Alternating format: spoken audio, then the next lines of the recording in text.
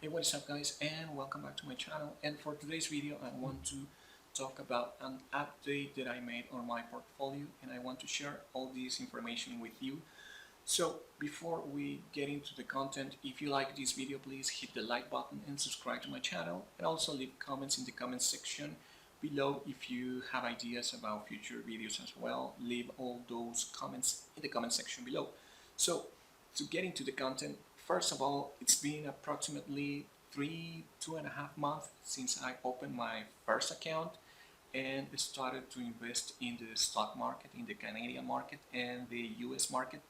And I remember that I said to myself that I consider to be a dividend investor.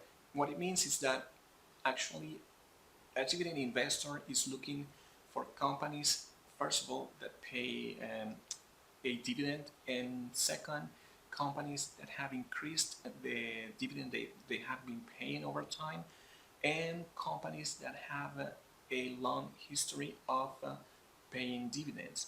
So I, when I opened my account, I purchased approximately 13 companies, shares from 13 companies, and I purchased an average of 5 shares per company in the Canadian market. All these companies pay the dividends, a good dividends. They have a good history of dividend as well, and that's why I decided to buy shares from these companies. Over time, I realized that they have been paying me the dividend, but it hasn't been high enough. And the reason why, well, obviously, is because I didn't make a huge investment. Obviously, my resources are limited. That's why I didn't buy more shares. But the thing is that even though this situation, I noticed that I have to make a huge investment in order to receive back a good amount of dividends. And when I bought shares from the US market, specifically, I bought 3 companies, the Alibaba, Microsoft, and Apple. I realized that 2 of these companies, they have increased the value of their shares very fast. So for example, Apple, when I bought my first share of Apple, the price was $361 approximately, and now to date, and the price is 500. So now I have the price of the share has increased $140 approximately, and I purchased from the beginning. I purchased 15 shares. So the thing is that I decided to make a shift in the progression of my portfolio and take more risks. And the reason why is well, given my personal situation, I'm still young, single, I don't have kids. I still have the possibility to take more risks, and this is one of the reasons why I decided to make this shift. So the first step was to sell off all my shares in some of the Canadian companies, those that I consider not to be a good fit for my new shift, and use that money to purchase more shares from the US market, specifically Apple, because the Apple has increased the value of its share, and it's a good company. And the second quarter of the year, they announced that they had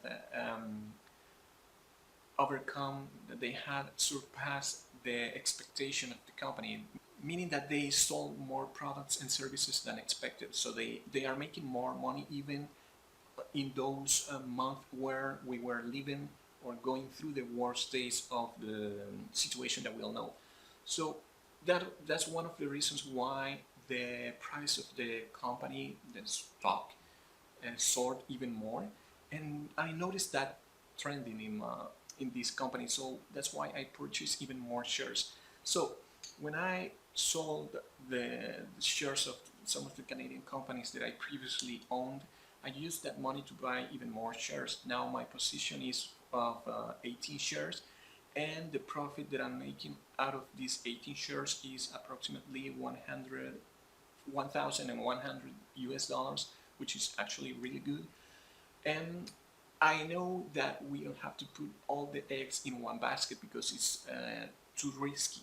But like I said, given my personal situation, I'm still in the capable of taking this type of risks. So my plan is to keep increasing my position in Apple because honestly, I think that the company's price is going to keep growing, and that's why I'm going to increase my position.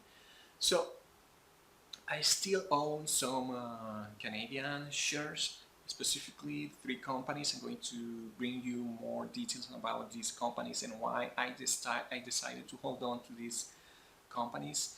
But my shift now is Apple. I'm going to put all my effort and money in Apple because, like I said, I think the price of the share is going to grow even more.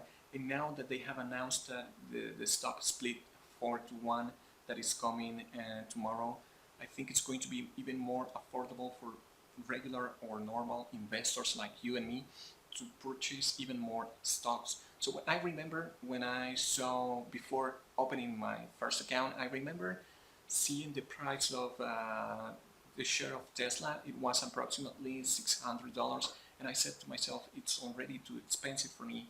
If it was cheaper than that, then I would buy some shares. But I didn't do it, and now the price of the share is $2,200, something like that. So I regret the fact that I didn't buy shares back then.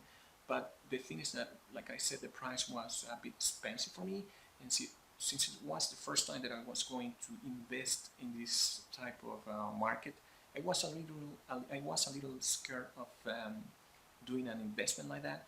So now, psychologically speaking, seeing the price of a company as Apple as cheap as $125 approximately, actually is going to boost the fact of, that people will want to buy shares from the company because it's cheaper.